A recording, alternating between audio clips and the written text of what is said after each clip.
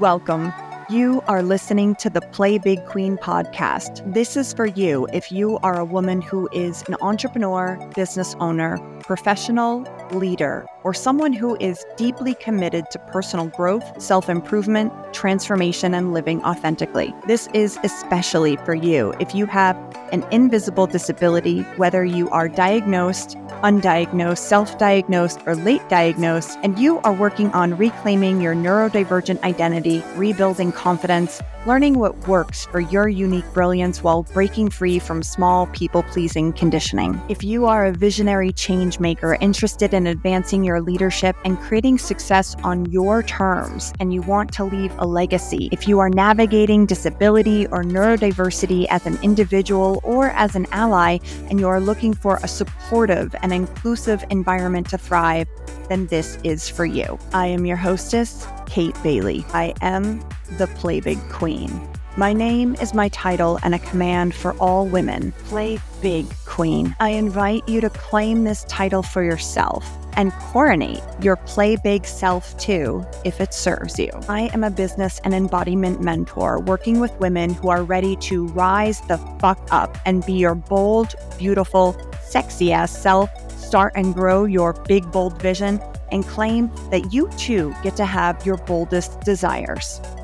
I am the creatrix of Kate Bailey LLC, which provides coaching services, educational courses, products, and experiences that promote success in neurodiversity advocacy, women's empowerment, embodiment, entrepreneurship, and business to serve women on their transformational journey. To learn more about my company offerings and to get on my email list, go to xxxkatebailey.com. If you would like to learn more about my work, my personal values, my mission, and my community, make sure you catch the last 5 minutes of this episode to go deeper and learn so much more. On this podcast, sometimes we will have guests. Sometimes I'll do solo episodes, but every single time you listen, you will expand. So get ready. It's a new era for women on the Play Big path. Long may we reign. Sisters, sisters, sisters, welcome back to the Play Big Queen podcast. We are in some wild times right now. And while unity and community are more important than ever, so is courage. The courage to voice our values, to take a stand, and to clearly state what side of history we are on. Today, we are diving deep into why neutrality is not an option, how fascism and patriarchy are intertwined, and what you can do to take a stand for women, for marginalized communities, and for justice. So in this episode, we are breaking it all down step by step, how to engage in hard conversations with people who disagree, why valuing liberation matters in creating a business and life on your terms, and why the agree to disagree and why can't we all just get along responses are just not the answer and are actually offensive. So whether you're ready or not, we're going to get into it. Sip yourself a warm cup of tea with honey in a to-go cup, take a deep breath, and buckle the fuck up because we're about to play big in authentic sisterhood. Let's talk about why taking a stand in this political climate is a non-negotiable. Politics isn't just politics when one side is actively working to erase the rights and freedoms of marginalized people. White supremacist ideologies, whether they show up in authoritarianism, systemic oppression, or attacks on human rights, harm everyone, but especially harms women and people with disabilities, Black, Indigenous, and people of color, LGBTQIA+2S individuals, immigrants, and religious minorities. And let's be crystal fucking clear. This isn't just about the difference of political opinions. This is about the erosion of democracy as we speak. Judicial and legal corruption is expanding. Journalism is under attack and censorship is being bought. Education is being rewritten by rich white guys through book bans and the erasure of our true, real history. Political violence and domestic terrorism are increasing. Workers' rights, reproductive rights, and environmental protections are being dismantled, and diversity, equity, inclusion, and accessibility efforts are being rolled back across institutions. Remaining neutral in the face of all of this is not an option, because the fact is, even a half-functioning democracy requires us to always actively defend justice, equality, and truth. And I want to really spell this out for you. Under authoritarian rule, the only people who stand to benefit are those who fit into very rigid and patriarchal molds, traditional nuclear families with white men at the head. And if that ain't you, then boo-boo, I'm going to need you to wake up, because you're not just on the sidelines, you are a target. So let's talk about what we can do about it. If you are here and you are still listening, I know that you want to see women rise. You want to see all people liberated, but it's not just enough to want it. We have to actually act on it. So I'm going to give you some steps on how to take a stand for women and marginalized communities. Number 1, get clear on your values. What do you believe in? What world do you want to live in? Make a commitment to actively support women with invisible disabilities, Black, Indigenous, people of color, individuals who identify as LGBTQIA+2S, and disabled communities, not just in your words, but in your actions. Number 2, and this is so critical, support women-owned and marginalized-owned businesses. Your money is power. Support brands, businesses, and organizations that align with your values. Challenge companies that are rolling back DEIA efforts. If they don't align with justice, then they don't get your money. Number 3, educate yourself and others. Read books and allow educators who challenge white supremacy, patriarchy, and ableism. Support independent journalists and marginalized voices who are sharing the real history that is being erased, and call out misinformation when you see it, even in casual conversations. Number 4, use your platform and influence. Everyone has the power to influence on small and large scales. Speak up on social media, in your community, and in your business. Normalize having conversations about justice, access, and liberation. If you have an audience, small or large, use it to amplify the truth. Number 5, vote and advocate for policy change. And this is a big one, right? Support policies that protect our reproductive rights, worker protections, education, healthcare, and racial and gender equity. Push back against legislation that is designed to roll back DEIA efforts and human rights. Number 6, and this is a challenging one, hold your circles accountable. Now, I'm not going to sugarcoat it. This is where it gets hard.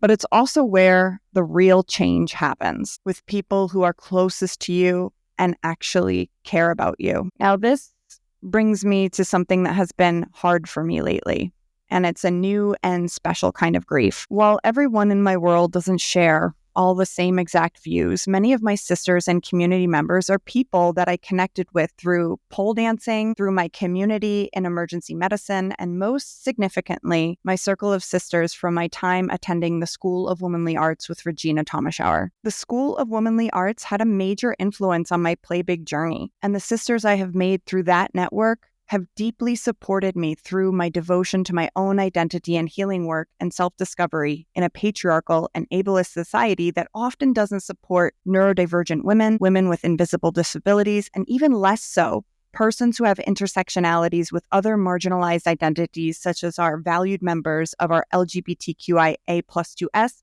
and persons of color communities. I have a very close and core circle of sisters that came from this community, who I have experienced every high, every low, and every in-between on my journey to claiming my neurodivergent identity since 2019. This experience has greatly influenced my business and further how I show up in sisterhood. But sometimes there are sisters in the outer rings who want to be inclusive, but by supporting the far right, they just aren't, and they will never be an authentic, supportive sister while holding those views. And they just don't get why. And while many of my present-day sisters came from the School of Womanly Arts, many of the people on my social media block list are now also from there, along with women from every other type of community in my life, family members included, because of the rigid stance they have chosen to take in this political climate, and because of their unwillingness to learn why they are acting so self-contradicting is just not there. The willingness to learn is just not there. But I can't lie, it stings the most to discover that a sister in one of my circles, especially a sister who calls herself a sister goddess, is steeped in this authoritarian, propaganda. And lately, as the far right grows stronger, so does my understanding of just how many sheep are amongst the self-proclaimed she-wolves in the spiritual and feminine coaching communities.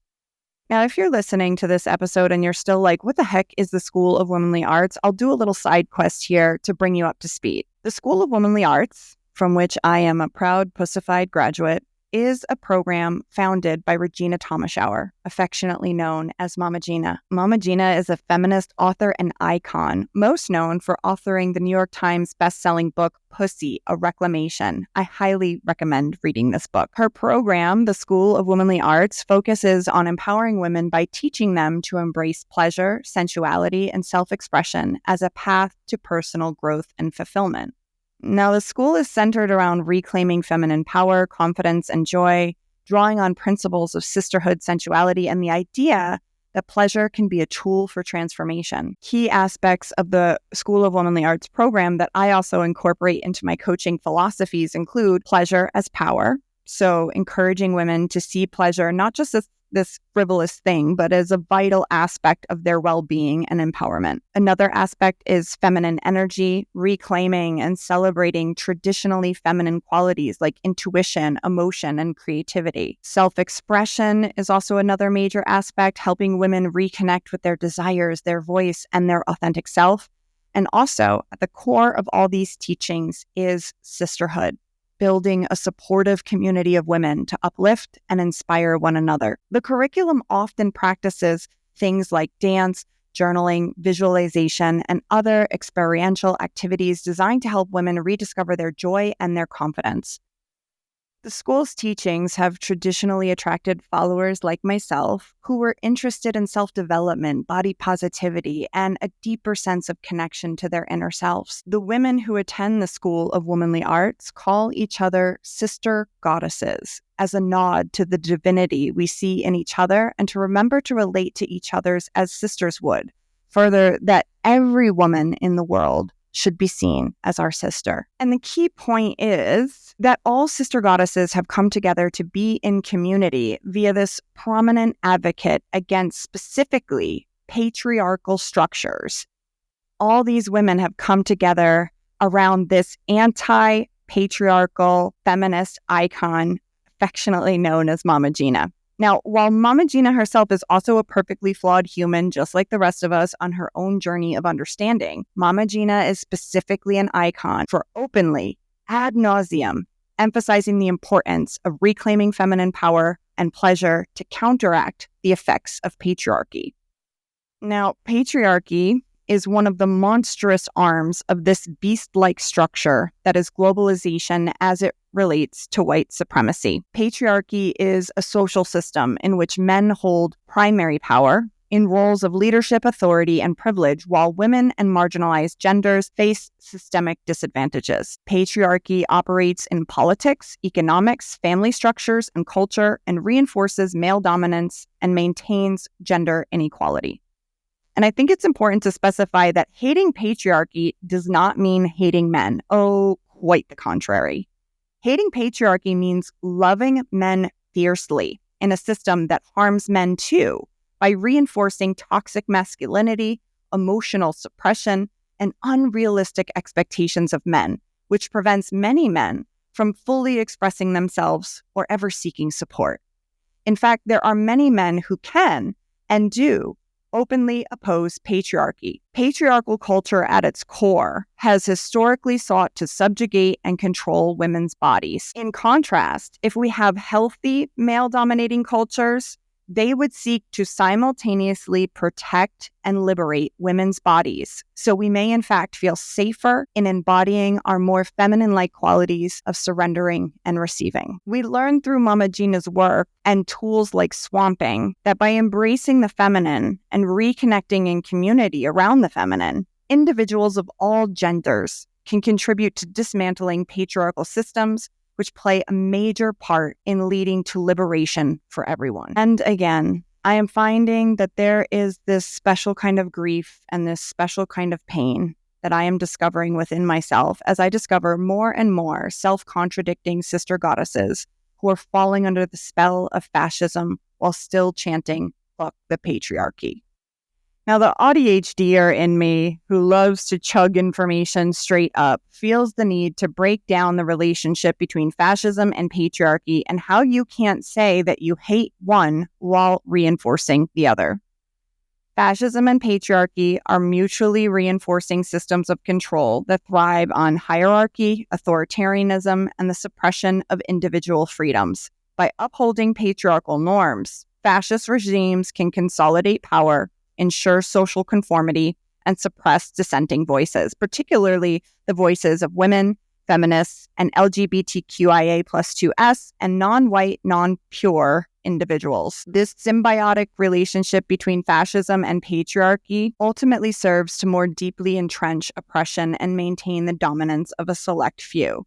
Fascism and patriarchy are deeply intertwined. Fascist systems use patriarchal structures to enforce their ideologies and to maintain control. At the time of this podcast recording, the relationship between patriarchy and fascism is hitting another critical mass in our current political climate, and you might not fully understand why if you haven't taken the time to learn about the history, structures, and interplay from neutral and well-researched sources. But I want to break down for you how you can spot the relationship between the patriarchy and fascism specifically.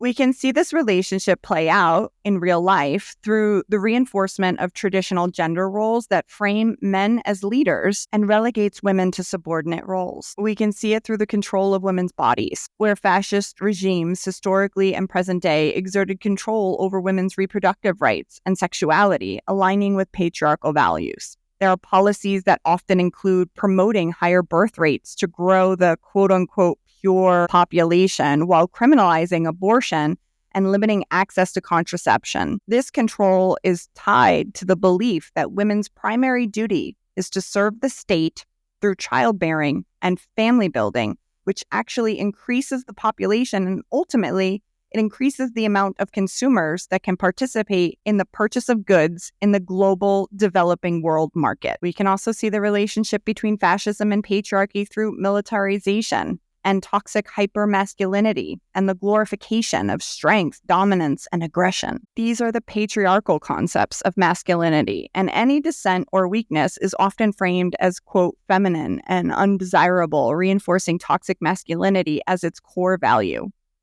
The relationship between fascism and patriarchy is never more highlighted than through the oppression of feminist and LGBTQIA+2S movements, which challenge traditional gender norms, are considered a threat to the nuclear family, which challenges patriarchal control. And so then these marginalized groups become targeted by fascist regimes. This is when we see anti-trans, anti-LGBTQ. This is when they start attacking drag queens. And we get a whole lot of propaganda that portrays these marginalized communities as threats to the social order, to family values, and they are painted as a threat to national unity by these fascist regimes that make people believe that these marginalized groups are to be feared. Historically, every single fascist regime has suppressed these movements, has suppressed the celebration of the LGBTQIA+2S experience, and they do this to maintain rigid hierarchies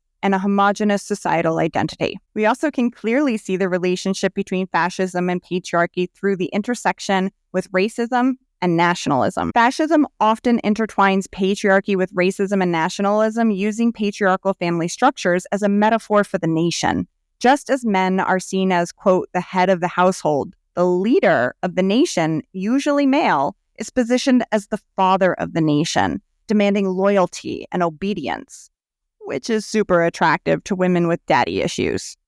In this structure, women are seen as the cultural bearers who are responsible for maintaining radical and cultural purity, further tying patriarchal control to racist and nationalist agendas. We also see the relationship between fascism and patriarchy through economic oppression. Under fascist regimes, women are often excluded from leadership roles or the workforce as their economic and political participation is seen as a threat to the patriarchal order. The idealized fascist economy often revolves around male-dominated industries, with women confined to roles that support the domestic and social structures. And in one of the biggest places where it becomes obvious that there's a relationship between fascism and patriarchy is through the suppression of individual autonomy. Autonomy over anything, your voice, your choice, your body, how you identify, whether or not you're allowed to identify yourself as disabled or non-binary. Both patriarchy and fascism suppress individual autonomy in favor of hierarchical and collective control. This includes dictating how individuals should live, who they should marry, and what roles they should occupy in society. So now that I've broken down the relationship between fascism and patriarchal structures, I want to see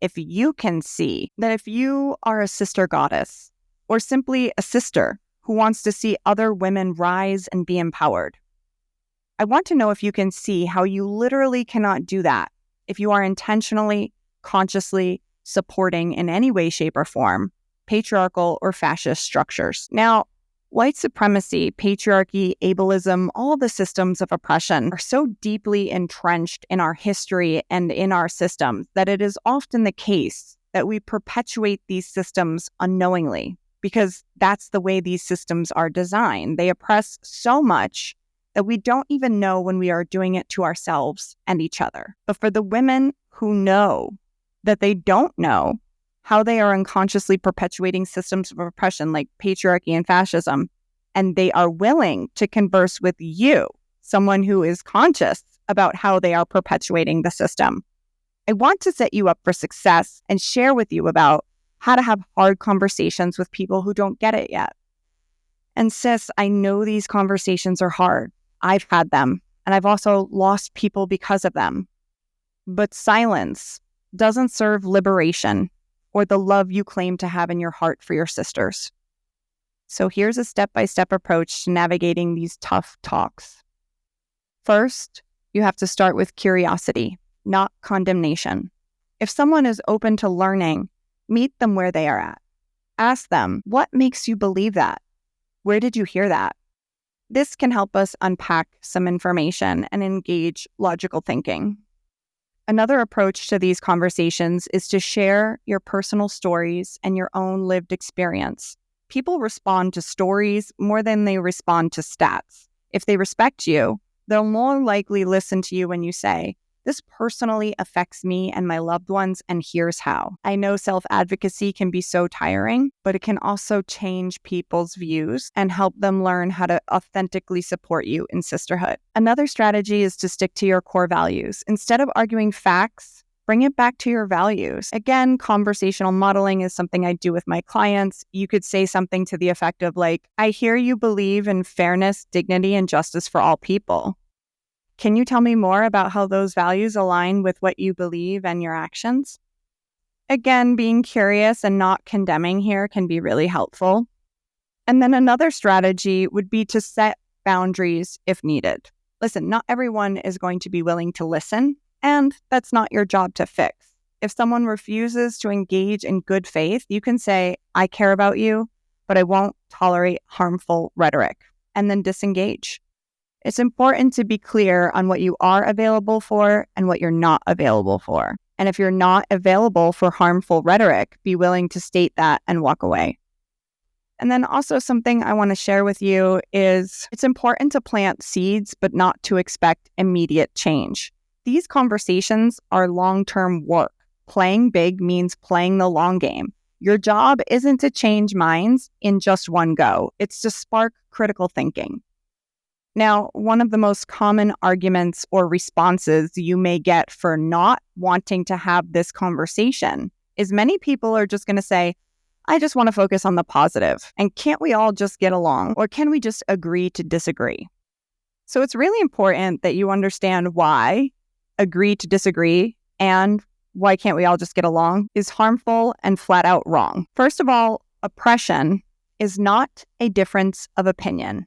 I'm going to say that again. Oppression is not a difference of opinion. You cannot agree to disagree on the subject of human rights. Telling marginalized people to just get along is toxic positivity that invalidates their lived experience with their oppressors, and further, it asks them to tolerate harm and abuse.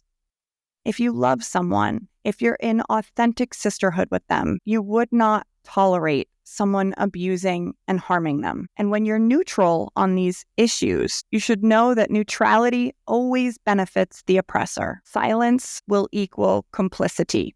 If you're not actively working against injustice, you're allowing it to thrive. And listen, there are many ways to act against injustice. You can find your activist identity and role, whether you are someone who is a shout it from the rooftops kind of person, or you're the kind of person who wants to be in the back room making data infographics with your design skills for other people who are on the front lines. There is a place for everyone in this work, so just get in where you fit in. Learn your strengths and weaknesses in activism. If you're still developing your voice, maybe you provide other skills to people who are using their voices. Real, authentic unity, especially in sisterhood, where your fellow women experience the control and oppression of fascist and patriarchal structures. Real, authentic unity is built on justice, not avoidance. And true peace is going to come from dismantling oppressive systems, not ignoring them. If you want true unity and sisterhood, you have to start with equity. If you are still listening this far into the episode, I know that you want a world where women are thriving, where disabled people are truly valued, where Black, Indigenous, people of color, and LGBTQIA+2S folks are free. So allow me to remind you, taking a stand is not optional, no matter your unique way of standing. Authentic sisterhood means accountability, and our liberation is collective. So play big, queens. Show up, speak out, support the people who need it most. And remember, when one of us rises, we all rise. Until next week, keep playing big. My queens, I have a quick update for you. If you've listened to the past podcast episodes, you may have heard me mention that the Play Big Queen confidence and embodiment exercises were available as a free download. And that is going to be changing because, well, I realized something very important. These exercises are way too powerful to be treated just like another freebie. And women, myself included, absolutely must get paid for their brilliance, gifts, and labor. So I've decided to upgrade the confidence and embodiment exercises into a premium mini offer for just $22.22 because confidence and embodiment deserves to be valued. Also, this isn't just a PDF. It's a whole transformational toolkit designed specifically for neurodivergent women with invisible disabilities to gain more confidence and embody their brilliance. If you've been meaning to grab it, now is the time, because for my OG podcast listeners, because you've been here since the beginning, I'm going to give you one last chance to grab these exercises for free before they officially become a premium offer. If you're listening during Black History Month, which is anytime from now until February 28th, 2025, head to playbigqueen.com and enter the coupon code OGPBQ100 to get 100% off and download the Play Big Queen confidence and embodiment exercises for free. After that, they'll be available for only $22.22, which honestly is still a steal for what is inside. The coupon code again is O as in orbit, G as in George, P as in play, B as in big, Q as in queen, 100. That's OGPBQ100 to get 100% off and download the Play Big Queen confidence and embodiment exercises for free. The coupon will expire on the last day of February 2025, so make sure you head over to playbigqueen.com and download the exercises. Okay, that's it for this episode of the Play Big Queen podcast. Thank you so much for sharing your time with me. As always, eat the fruit, spit out the seeds, take what nourished you, keep what resonated for you, and leave the rest, because ultimately, you know best. This episode is over until next time, but we can keep this thing going. Go to xxxkatebailey.com, scroll to the bottom where it says join our community, and get on the email list to get all the juicy details about all my offerings and where Play Big Queens play together online, on social media, and in person. We've got a tight community of women claiming their boldest desires, celebrating wins, playing all out, fiercely standing for each other, and going higher together. Go to xxxkatebailey.com, put in your email address, and confirm your subscription. Once you're in, you'll get all the juicy guides, tips, and inspirations, and you get notified first about all the offers we have for all the big stuff we're doing over here. Go to xxxkatebailey.com to stay in the loop. That's xxxkatebailey.com. If you like what you heard in this podcast, subscribe, share it with your friends. And if you got something from this, I would appreciate some reviews and ratings. When you take the time to review the podcast, it helps our podcast get out to more women who need it. If you haven't already, head over to iTunes and Spotify and show Play Big Queen some love. Also, I want you to know that my door is always open, and I will always make space for you to be heard and to honor your experience. The views expressed in this podcast are through the lens of my personal identity and my own lived experience. I am a European mix, Mediterranean mutt who is an Italian, Sicilian, cis heterosexual woman born in New York, experiencing the world in a white body as a multiply neurodivergent who lives in a neurodiverse and racially blended family. And like everyone else, my one single perspective comes with its own limitations. I have done personal and professional work around anti-racism, diversity, equity, equality, and inclusion. I am not a therapist or doctor, and any coaching or advice cannot take the place of professional medical, mental health, or healing help. However, that being said, what happens in my work is often a very powerful, additional, supplemental, or alternative way to heal around identity work, mindset, and emotional wellness. Although I am not a licensed therapist, it is worth noting that in addition to being a mentor, I am trained and certified in emergency medicine and response. I have rendered care to over 20,000 patients in the course of my career. I have taught over 15,000 students, many of which had learning disabilities that were undiagnosed and came from diverse cultural backgrounds. I was also a private health college adjunct professor who was responsible for training medical professionals on how to respond to trauma and behavioral emergencies. If you approach me with any concern, you will be met with professionalism, compassion, tact, understanding, support, and a readiness and a willingness to advocate for your needs. That being said, sometimes I just get it wrong. I am a human being on my own growth journey after all. When I mess up, I'm always available for a courageous and crucial conversation that makes way for growth and healing. Your experience and voice matters to me. I sincerely welcome any feedback you feel called to share. You can email your comments or concerns to info@playbigqueen.com, knowing that I am open to having any and all crucial conversations needed. Okay, remember, you are brilliant. Celebrate yourself, value your own unique way, and honor your own timing, because you can totally create a life and business that feels good and is successful on your terms. Remember to release expectations of what you think your Play Big process should look like, and be willing to do the work that needs to be done to play big. But most of all, when you come face to face with your boldest desires, remember to trust yourself and play big, queen. Hi, queen. I see you're in it for the long game.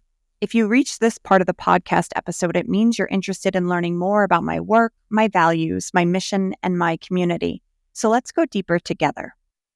I am here to activate neurodivergent women to play bigger and to show you that you are so capable of doing big things, and that if you value your own unique way and honor your own timing, you will learn to receive your boldest desires and so much more. In my world, what makes you different is valued, celebrated, honored, and welcome. I welcome all who identify as female and non-binary folk in my Play Big Queens community. We believe in and support LGBTQIA+2S, Black Lives Matter, women's and pro-choice rights, and obviously intersectional identities, including disabilities, neurodivergence, and religious beliefs. Personally, I am pro-sex worker rights, pro-Palestinian liberation, against Islamophobia, and against anti-Semitism, and I'm also against any cult-like religions that use beliefs as an excuse to indoctrinate people into abusive, autocratic systems.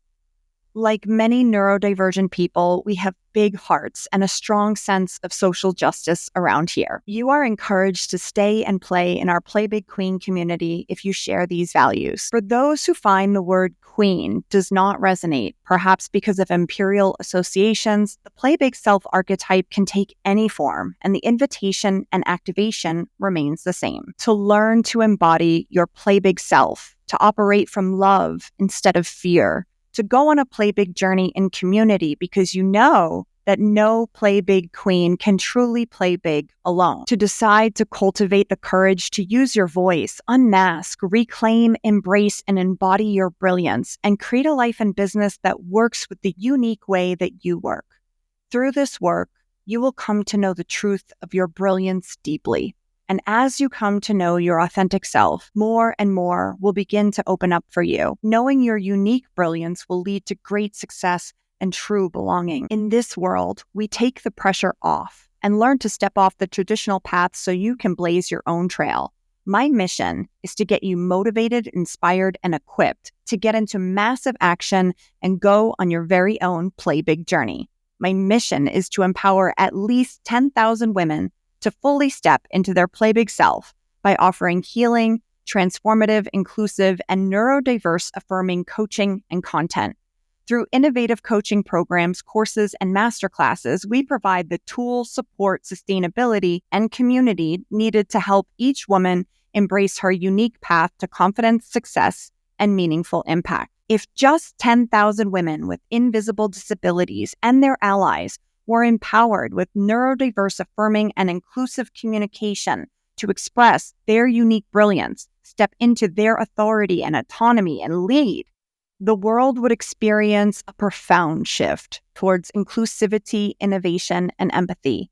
These women would break through societal limitations, modeling resilience, creativity, and strength of diversity. Their voices and perspectives, often shaped by unique experiences with challenges and perseverance, would redefine business leadership, inspire systemic change, and create spaces where diverse ways of thinking are not just accepted, but celebrated. Industries and communities would become more accessible and inclusive with practices that honor varied ways of working, communicating, and achieving.